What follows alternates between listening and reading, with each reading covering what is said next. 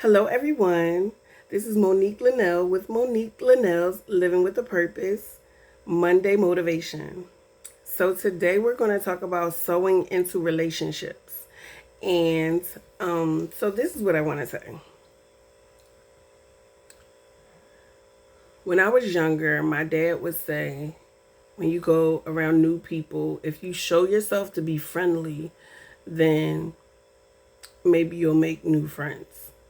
And I was like, okay, dad, whatever. Like, okay, all right. Like I never really had a problem as a child making friends or anything like that. So I just was like, all right, okay. That means I could just be myself. Is what I was receiving. It's like, just talk to people, and we go play and do stuff. It's like, okay, but now that we're adults and certain relationships can be cultivated, in another way. I feel like me personally, I moved around quite a bit during my high school years, and it kind of it really turned me off from trying to have new relationships at that particular time because I kept feeling like the new girl. And I went to four different high schools in four different states. And it had nothing to do with me. I still was a minor. Um so I went to high school in Philadelphia, Pennsylvania. I went to high school in Bloomfield, Connecticut, and then Hyattsville, Maryland. And then my last year, right before my last year in high school, I got married to my ex-husband. And then he was stationed in Hawaii as a Marine. So I went there. And so I kept being a new girl. I just felt like I don't know when I'm going to move, stuff like that. I didn't know how um things were going to go, and I just wasn't trying to attach to anybody. But, after that, I did want to make friends, but I felt like I was in a different place than a lot of people at the age group I was. Like when I went to hair school, I was 18. I was married. I had an apartment.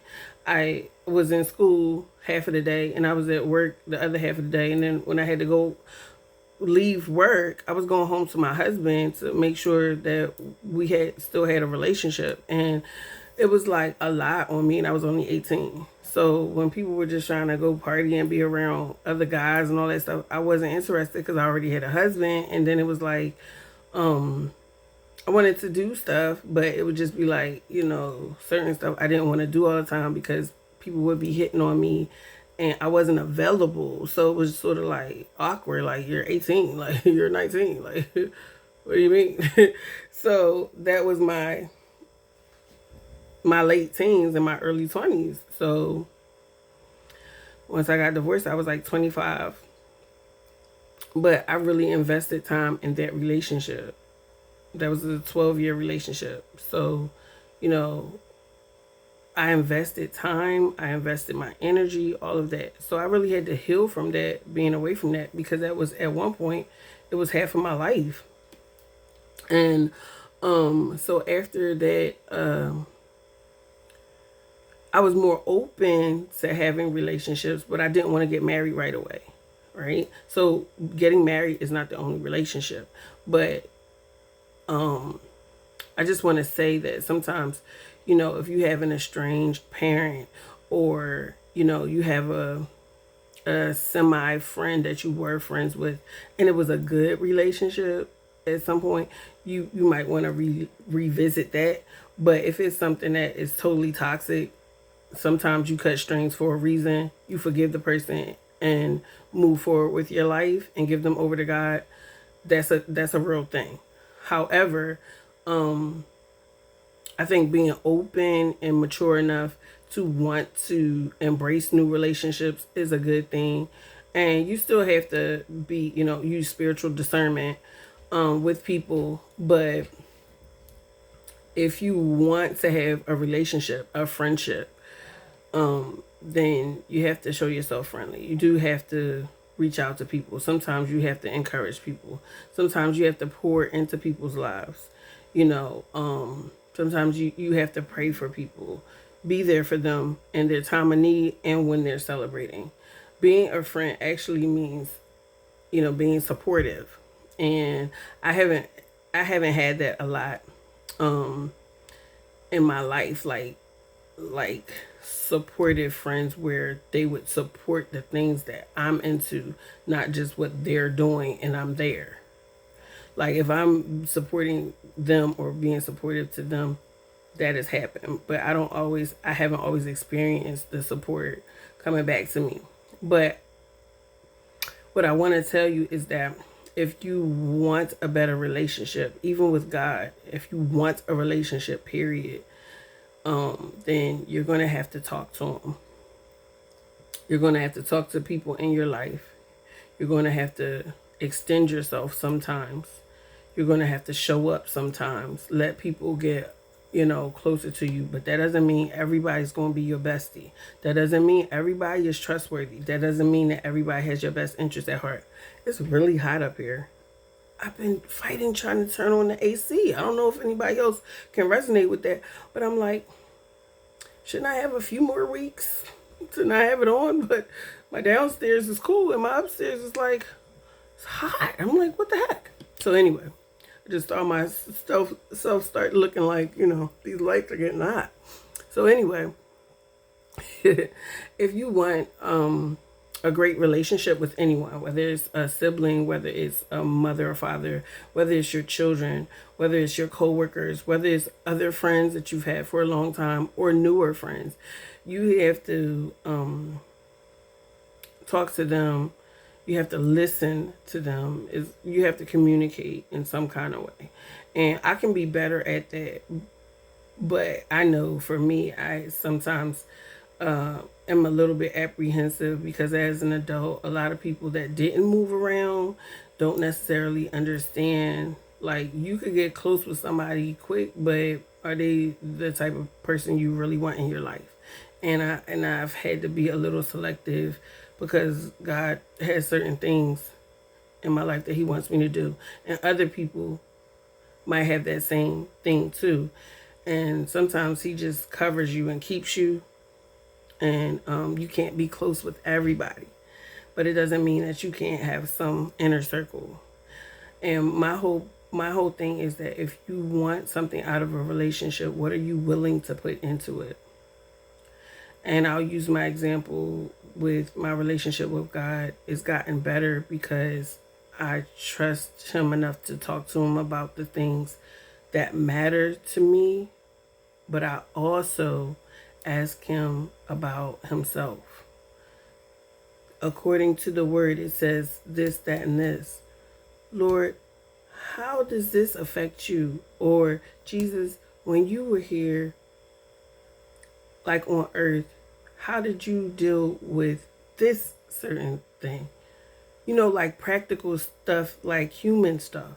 And then I just talk to God. I exalt Him and tell Him, thank you for the things that He's done and pinpoint what is already said in the Word that He has done. And I actually ask the Lord, what does He think of me? What does He think of certain situations? I want Him to be a part of my life. So I talk to Him. I tell Him about stuff.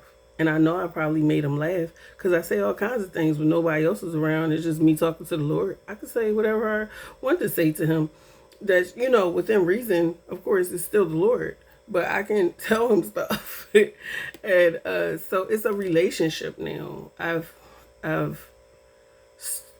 the Word of God says, study to show yourself approved, a worker that need not be ashamed, rightly dividing the word of truth.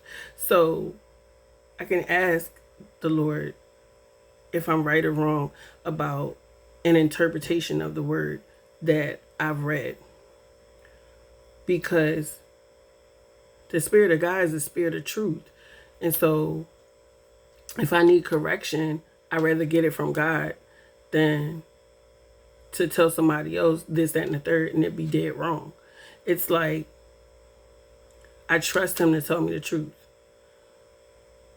And that's a big part of relationships is trust. And so I just wanted to share that with you all, that if you want new relationships or you want great relationships, sometimes you have to do the things that you want done for you, and other times you need to listen and see what somebody else needs for you to be supportive in that friendship. Some relationships needs to be cut off. They're toxic. They take you down. They don't ever help you, support you, and aren't uplifting. They aren't there for you when you're sad. They aren't there for you to when you celebrate. That's not a friend.